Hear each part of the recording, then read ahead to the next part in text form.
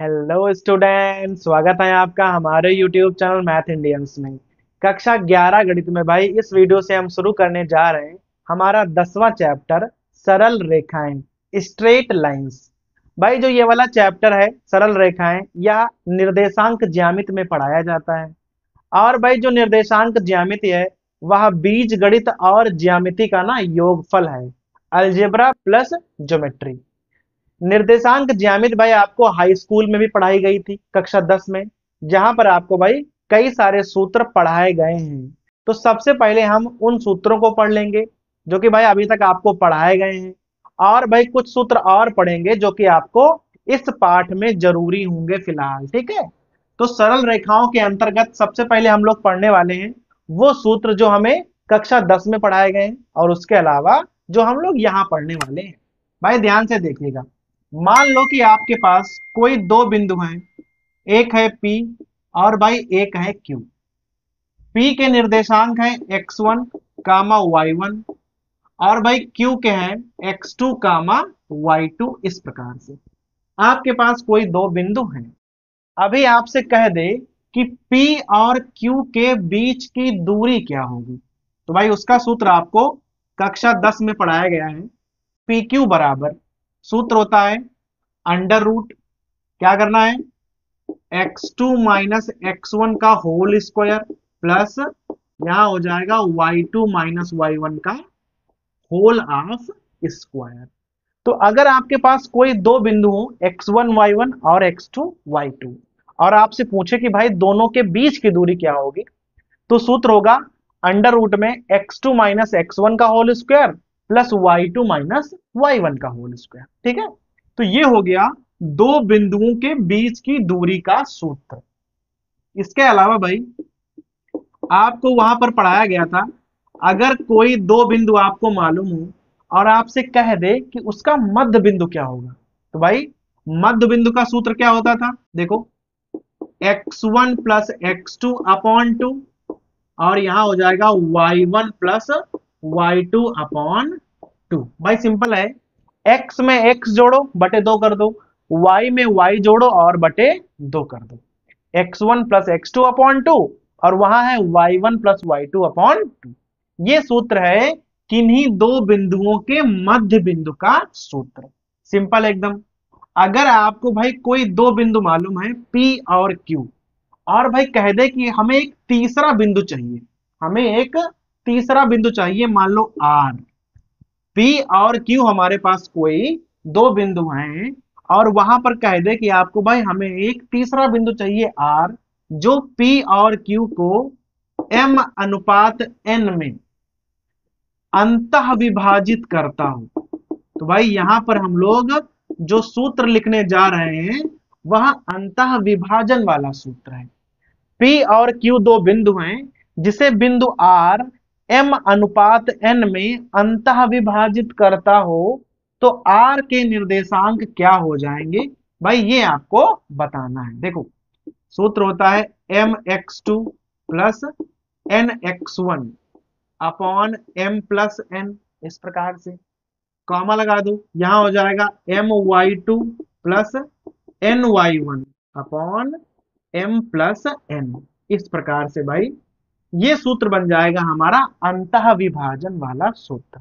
ठीक है, ये कब लगता है, जब आपको कोई दो बिंदु मालूम हो, उसको कोई तीसरा बिंदु m अनुपात n में अंतः विभाजित करता हो, तब भाई ये वाला सूत्र हम लोग लगाया करते थे। इसी प्रकार से देखो यहां पर अंतः विभाजन है, अगर भाई कह दे कि बाह्य विभाजन है, भाई दोनों में फर्क है। अंतः विभाजन में क्या होगा कि जो बिंदु R होगा वो P और Q के बीच में होगा। बाह्य विभाजन में क्या है, जो बिंदु R है वो P Q के बीच में नहीं होगा, भाई कहीं दूर होगा। ठीक है, तो अंतः विभाजन में P और Q के बीच में बिंदु होगा, और बाह्य विभाजन में बिंदु कहीं बाहर होना चाहिए। तो अंतः विभाजन का ये वाला फार्मूला होता है, और भाई बाह्य विभाजन अगर है तो फार्मूला बदल जाएगा, mx2 minus nx1 m minus n। इस प्रकार से यही आप भाई लिख दो y में भी, my2 ny1 upon m minus n। इस प्रकार से सूत्र दोनों सेम है, बस अंतः विभाजन में सब कहीं प्लस होता है और भाई बाह्य विभाजन में सब कहीं माइनस लगता है, बस इतना ही अंतर होता है। तो भाई अभी तक हमने आपको 4 सूत्र बता दिए। देखो, पहला भाई कि अगर आपको 2 बिंदु मालूम हो तो आप उनके बीच की दूरी निकाल सकते हो, उनका मध्य बिंदु ज्ञात कर सकते हो, ऐसा कोई तीसरा बिंदु जो उसे m अनुपात n में अंतः विभाजित करता हो, आप उसे भी ज्ञात कर सकते हो। फिर ऐसा कोई बिंदु r जो उसे m अनुपात n में वाह्यता विभाजित करता हो, आप उसे भी ज्ञात कर सकते हो। और ये सब सूत्र आपको कक्षा 10 में पढ़ाए गए हैं। ठीक है, अब अगर यहां पर हम कोई तीसरा बिंदु भी ले लें, P आपको मालूम है, Q आपको मालूम है, अगर यहां पर एक तीसरा बिंदु आप ले लो R, x3 कामा y3, तो यहां पर कुछ सूत्र और बढ़ जाएंगे। देखो, 3 बिंदु हैं तो भाई 3 बिंदुओं से एक त्रिभुज बन जाएगा। तो अगर पी क्यू आर किसी त्रिभुज के शीर्ष हो तो आप वहां से त्रिभुज का केंद्रक भी निकाल सकते हो। अगर पी क्यू आर किसी त्रिभुज के शीर्ष हो, x1 y1 x2 y2 और x3 y3 किसी त्रिभुज के शीर्ष हो, तो भाई केंद्रक का सूत्र क्या होता है, x1 plus x2 plus x3 upon 3। और ऐसे ही y में लिख लो y1 plus y2 plus y3 upon 3। इस प्रकार से देखो, ये वाला सूत्र एकदम मध्य बिंदु की तरह है। यहां पर भाई 2 ही बिंदु थे तो दोनों को जोड़ा, 2 से भाग कर दिया। यहां पर क्या है कि 3 बिंदु हैं तो भाई तीनों को जोड़ा और 3 से भाग कर दिया। ये कब करते हैं, अगर आपको भाई 3 बिंदु मालूम हो और कह दे कि त्रिभुज के आपको निकालना है केंद्रक, तो आप बड़े आराम से निकाल सकते हो। ऐसे ही अगर आपसे कह दे कि आपको त्रिभुज का क्षेत्रफल ज्ञात करना है, 3 बिंदु आपको मालूम है, इनसे कोई त्रिभुज बन रहा हो और उसका क्षेत्रफल ज्ञात करना हो, तो भाई सूत्र क्या होता है, 1/2। ऐसे आप ब्रैकेट खींच लो, यहां होता है x1 तो y2 माइनस y3, फिर भाई यहां पर होता है x2 तो यहां आ जाएगा y3 माइनस y1, और भाई लास्ट में आएगा x3, यहां हो जाएगा y1 माइनस y2। इस प्रकार से, ठीक, ये 2 लिखे हुए हैं। तो x1 y2 minus y3, x2 y3 minus y1, x3 y1 minus y2, और बाहर लगा दूं हाफ, तो ये हो जाएगा आपका त्रिभुज का क्षेत्रफल का फार्मूला। ठीक है भाई, तो इतने जो फार्मूला हमने आपको यहां पर पढ़ाए हैं भाई, ये आपने सब हाई स्कूल में पढ़ रखे हैं, कक्षा 10 में आपको पढ़ाए गए हैं। 2 बिंदुओं के बीच की दूरी, मध्य बिंदु, अंतः विभाजन, वाह्यता विभाजन, त्रिभुज का केंद्रक और त्रिभुज का क्षेत्रफल। तो भाई ये तो हो गया आपका रिवीजन। इसके अलावा भी कई सारे सूत्र हैं जो हमें सरल रेखाएं पाठ के अंतर्गत भाई पढ़ने पड़ेंगे, जिनका हम यूज करेंगे भाई 10.1 को हल करने में। आप देखो भाई, यहां पर ध्यान दीजिएगा, मान लो कि आपके पास ये y अक्ष है और भाई ये वाला है आपका x अक्ष। इस प्रकार से ये हमारा हो गया मूल बिंदु। ठीक है, अब हम आपको सरल रेखाओं के सूत्र बताने जा रहे हैं कि भाई कौन कौन से सूत्र होते हैं जो कि भाई आपको यहाँ पढ़ने पड़ेंगे। देखो, x अक्ष हमने खींच दिया, y अक्ष हमने यहाँ पर भाई खींच दिया है। अगर कोई रेखा इस प्रकार से भाई निकलती है, ये रेखा है L जो कि भाई इस प्रकार से मान लो निकली है। ठीक है, ये रेखा हमारे पास है। सरल रेखा का भाई मतलब है जो एकदम सीधी लाइन होती है, स्ट्रेट लाइन। तो हमारे पास L है। अभी हमें यहाँ पढ़ना क्या है भाई, हमें ये पढ़ना है कि जो ये सीधी रेखा है ये x अक्ष के साथ कौन सा कोण बनाती है। x अक्ष मतलब भाई धन x अक्ष, ये धन x अक्ष है, इधर वाला ऋण x अक्ष है, ये वाला धन y अक्ष है और भाई नीचे वाला ऋण y अक्ष होता है। तो जो ये सरल रेखा है ये धन x अक्ष के साथ थीटा कोण बनाती है। तो भाई ये थीटा कोण आपको पढ़ना है। देखो, धन के साथ बनाएगी थीटा और ऋण के साथ बनाएगी 180 माइनस थीटा। क्योंकि भाई ये वाला कोण और ये वाला कोण दोनों ना समपूरक कोण होंगे। भाई दोनों एक ही लाइन पर बने हुए हैं, भाई दोनों एक्स अक्ष पर बने हुए हैं। तो अगर ये वाला थीटा होगा तो ये वाला 180 माइनस थीटा हो जाएगा। फिलहाल हमें ये थीटा पढ़ना है, धन एक्स अक्ष के साथ बना हुआ कोण। भाई ध्यान दीजिएगा, जो हमारा ये थीटा होता है, थीटा, भाई इसे कहते हैं हम झुकाव। क्या कहते हैं? झुकाव। अर्थात भाई कोई सरल रेखा एक्स अक्ष के साथ जितना कोण बनाएगी धन एक्स अक्ष के साथ, उसे हम कहेंगे रेखा का झुकाव, थीटा। ठीक है। यहीं पर भाई दूसरी चीज है, एक शब्द आता है प्रवणता या ढाल। भाई एक शब्द आता है प्रवणता या ढाल, जिसे हम लोग कहते हैं एम, और भाई सूत्र होता है tan थीटा। जो यहां पर tan थीटा वाला थीटा होता है ना, वो भाई यही वाला थीटा होता है। तो अगर कोई सरल रेखा इस प्रकार से भाई निकली हुई है, तो धन एक्स अक्ष के साथ जो कोण बनाएगी उसे हम कहेंगे झुकाव। और अगर वही थीटा को यूज करके आप tan थीटा का मान निकाल देते हो, m बराबर tan थीटा, तो भाई m को हम लोग क्या बोलेंगे? ढाल या प्रवणता। ठीक है भाई। तो अगर आपको रेखा की ढाल निकालनी है तो आप सीधे tan थीटा निकाल सकते हो, और अगर झुकाव पूछेगा तो आप केवल थीटा निकाल सकते हो, जिसमें थीटा क्या होता है? थीटा होता है धन एक्स अक्ष के साथ झुकाव। ठीक है। अब भाई यहीं पर थोड़ा और ध्यान दीजिएगा। मान लो कि जो हमारे पास रेखा है ये वाली, इस पर ना कोई दो बिंदु आपको मालूम है। ठीक है। मान लो एक ये बिंदु है और भाई मान लो एक ये बिंदु है। दो बिंदु हैं जो कि रेखा पर स्थित हैं और भाई आपको पता है। देखो ये मान लो P है, x1 y1 है ये वाला, और ये हमारा Q है, x2 y2 है। ठीक है। P है x1 y1 और Q है x2 y2। ये दोनों ही बिंदु रेखा पर स्थित हैं। तो भाई इनकी सहायता से हम m का मान कैसे ज्ञात करेंगे? m का मान अर्थात tan थीटा का मान कैसे ज्ञात करेंगे? भाई बहुत ध्यान दीजिएगा। ठीक है। इसको आप यहां ऐसे बढ़ा लो। देखो P जहां पर है, जहां पर P है भाई, अगर हम x अक्ष के समांतर रेखा इस प्रकार से खींच दें, तो अगर ये वाला कोण थीटा है तो भाई ये वाला कोण भी थीटा ही बनेगा। P से हमने क्या किया है? x अक्ष के समांतर भाई रेखा खींच दी, तो जो ये वाला कोण है वही ये वाला कोण बनेगा। दोनों एकांतर कोण है। ठीक है। बहुत ध्यान दीजिएगा। यहां पर अगर हम इस प्रकार से कोई लंब डाल दें और यहां बिंदु लिख दें भाई बड़ी M है। ठीक है। ये हमारा P है, ये हमारा Q है। ये दोनों बिंदु रेखा पर स्थित हैं, x1 y1 x2 y2 है। अगर ये वाला कोण थीटा है तो ये वाला कोण भी थीटा होगा। क्यों? क्योंकि हमने P से x अक्ष के समांतर एक रेखा खींची है, फिर Q से हमने उसी रेखा पर एक लंब डाल दिया है QM।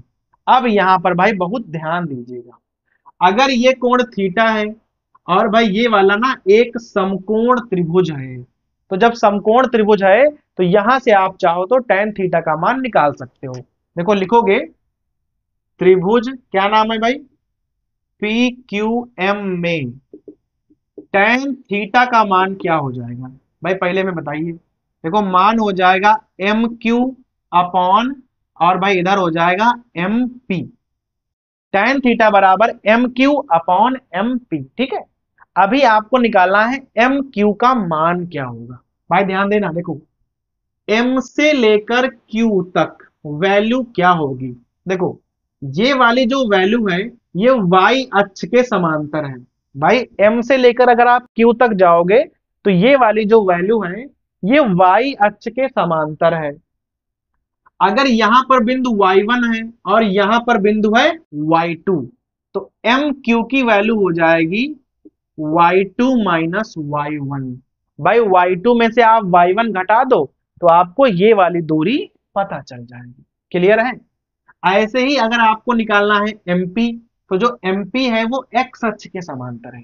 तो अगर यहां पर कोई बिंदु x1 है, यहां पर कोई बिंदु x2 है, तो MP का मान पता है क्या हो जाएगा? x2 माइनस x1 हो जाएगा। और यही है हमारा tan थीटा। tan थीटा बोल दो या भाई स्मॉल m बोल दो, जिसे हम लोग कहते हैं प्रवणता या ढाल। तो अगर भाई डायरेक्ट फार्मूला होता है m बराबर tan थीटा, ये आप कब अप्लाई करोगे, जब आपको थीटा का मान पता होगा तब। लेकिन भाई कभी कभी क्या है, वो कह देगा कि रेखा पर कोई दो बिंदु स्थित हैं P और Q, ठीक है, बिंदु आपको मालूम होंगे। फिर आपसे कहेगा कि रेखा की प्रवणता या ढाल बताइए। तो सूत्र कौन सा लगेगा, tan थीटा बराबर y2 minus y1 upon x2 minus x1। और ये भाई सूत्र कैसे निकाला गया है, हमने यहाँ पर आपको बता दिया है। तो यहां पर हमने आपको बताया कि भाई थीटा क्या होता है, धन x अक्ष से रेखा का झुकाव।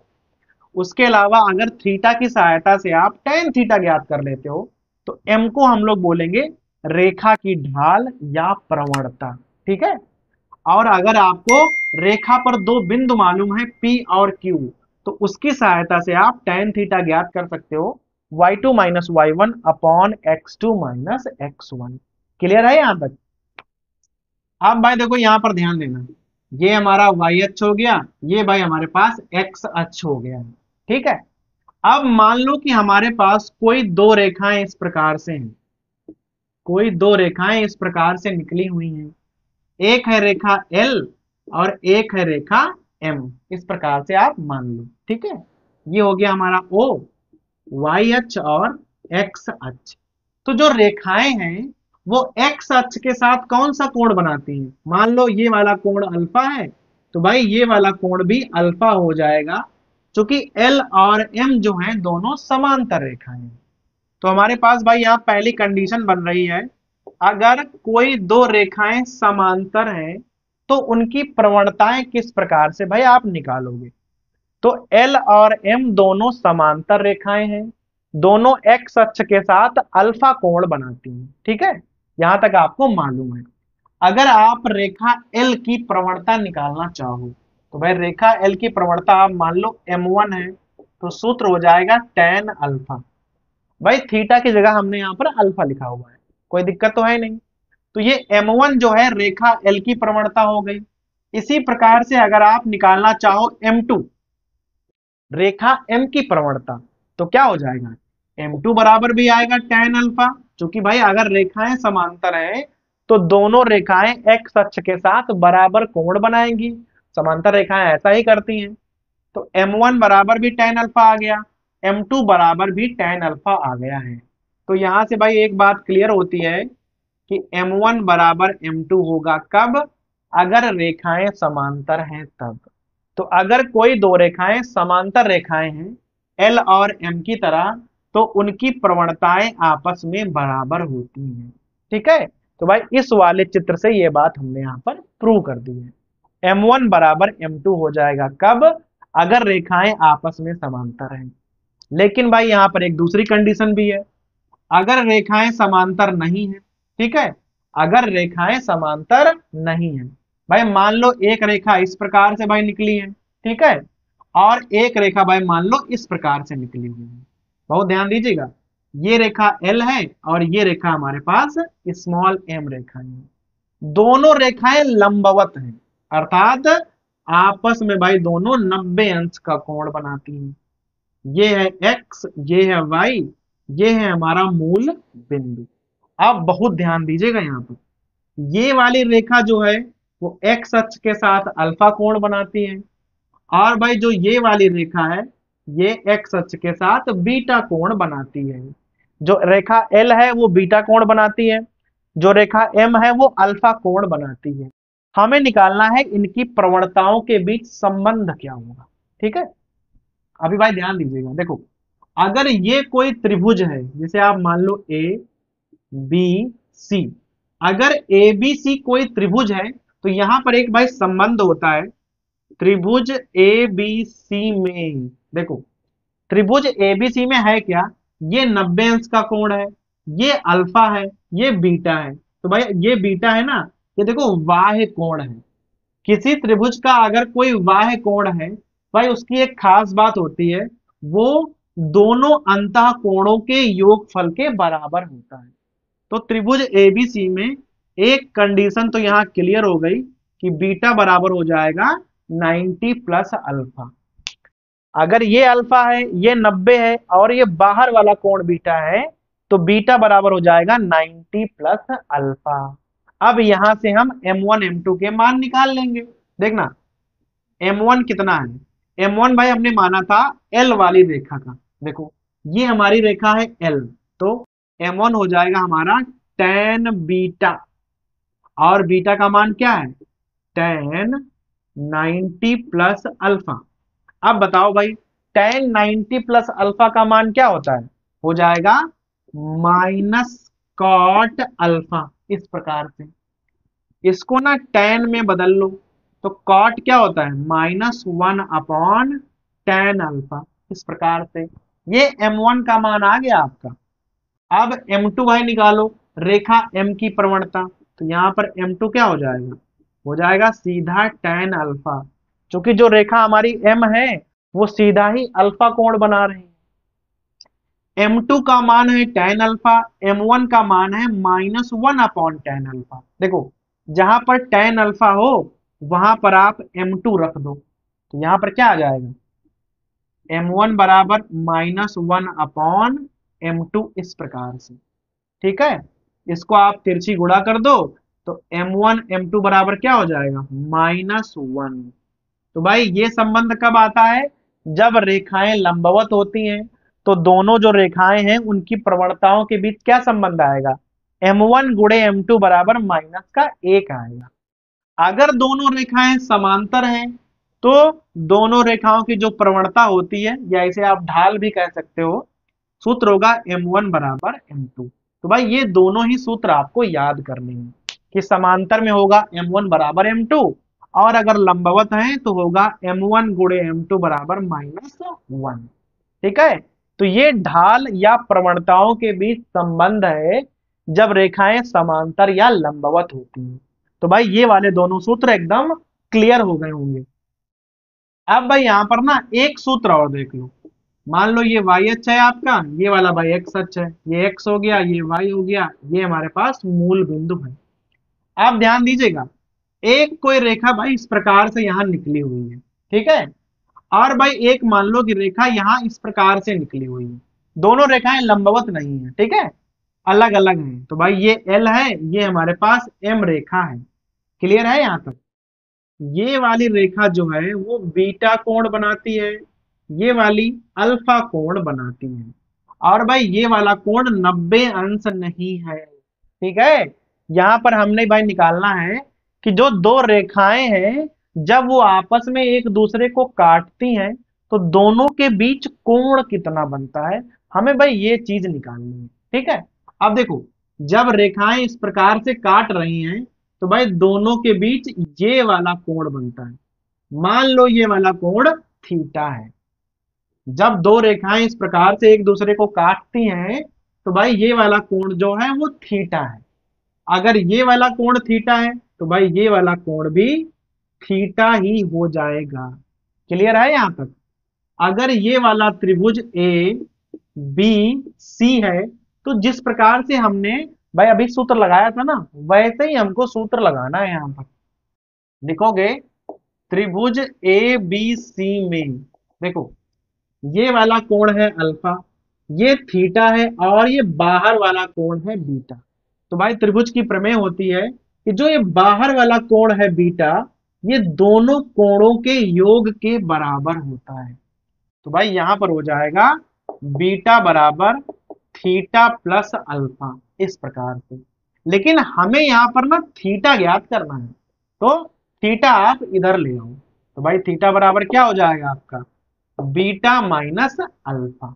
क्लियर है यहाँ पे। अब देखो थीटा बराबर आ गया बीटा माइनस अल्फा। तो भाई यहां पर अगर आप tan यूज कर लो, tan थीटा बराबर यहां पर क्या हो जाएगा, यहां आ जाएगा tan बीटा माइनस अल्फा। इस प्रकार से tan a माइनस बी वाला यहां पर भाई सूत्र खोल दीजिए। tan थीटा बराबर क्या हो जाएगा, देखो tan beta plus tan alpha, sorry tan beta minus tan alpha, और भाई नीचे होगा 1 plus tan beta into tan alpha. ये भाई सूत्र होता है tan a माइनस बी का। अब देखो बीटा क्या है, बीटा भाई एक रेखा द्वारा जो हमारा झुकाव है वो है। अल्फा क्या है, ये दूसरी रेखा का झुकाव है। ठीक है, tan अल्फा और tan बीटा क्या है, रेखा एल और रेखा एम की ना प्रवणताएं हैं। तो यहां पर भाई वैल्यू रखनी पड़ेगी। tan थीटा बराबर ये m1 है और ये है हमारी m2, तो ये वाली m1 हो जाएगी और ये वाली हो जाएगी m2, और ये हो जाएगा हमारा दो रेखाओं का प्रतिच्छेदन कोण का सूत्र। अगर आपको कोई दो रेखाएं मालूम है, ठीक है, और उनकी भाई प्रवणताएं आपको पता है, तो आपसे पूछेगा कि दोनों रेखाएं आपस में कितना कोण बनाएंगी, तो आप ये वाला सूत्र लगाओगे, tan थीटा बराबर m1 minus m2 upon 1 plus m1 m2। ये सूत्र कब लगाना है, जब आपसे पूछेगा कि दो रेखाओं का प्रतिच्छेदन कोण क्या है। क्लियर हो गया भाई। तो इस वाले वीडियो में हमने अभी तक आपको भाई पढ़ाया है कि जो कक्षा 10 में आपने सूत्र पढ़े थे, बीच की दूरी है, मध्य बिंदु है, अंत विभाजन है, वाह्य विभाजन है, इसके अलावा भाई त्रिभुज का क्षेत्रफल होगा और भाई त्रिभुज का केंद्रक हो गया। उसके अलावा हमने आपको बताया कि भाई थीटा क्या होता है, रेखा का झुकाव क्या है, ढाल क्या है। ठीक है, अगर दो रेखाएं समांतर हैं तो भाई प्रवणताओं के बीच क्या संबंध होगा, अगर रेखाएं लंबवत हैं तो क्या संबंध होगा, और भाई लास्ट में हमने आपको बताया कि दो रेखाओं अगर आपस में काटती हैं तो उनके बीच का आप कोण कैसे ज्ञात कर सकते हो। तो भाई इतने सूत्र आपको पढ़ने हैं फिलहाल सरल रेखाओं वाले चैप्टर में। अगर आप इतने सूत्र सब भाई याद कर लेते हो तो आप एक्सरसाइज 10.1 को हल कर सकते हो भाई, जिसे आपको हम हल कराएंगे अगले वीडियो में।